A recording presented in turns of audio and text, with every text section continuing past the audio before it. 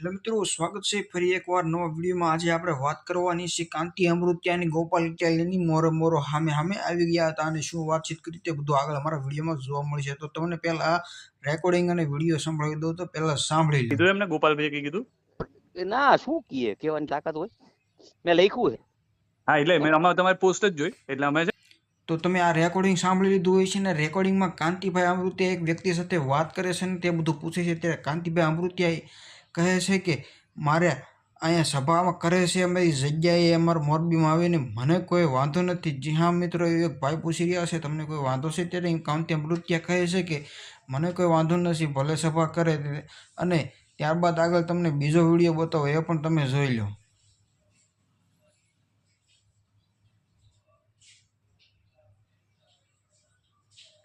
તો તમે આ પણ વિડીયો જોઈ લીધો હશે। અને અત્યારે હાલ મોરબીમાં ગોપાલ ઇટાલિયા ગયા હતા અને સભા કરી હતી। ત્યારબાદ સભા પૂર્ણ થતાં બહાર નીકળતા કાંતિભાઈ અમૃતિયા અને ગોપાલ ઇટાલિયાનો ભેટો થઈ ગયો હતો અને બંનેએ વાતચીત કરી હતી।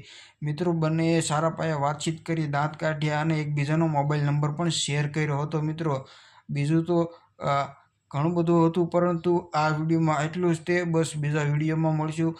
તો બસ ગમ્યો હોય તો લાઈક કરી દીજો વિડીયોને અને સબસ્ક્રાઈબ કરી દીજો। બસ મળીશું બીજા વિડીયોમાં, ત્યાં સુધી બાય।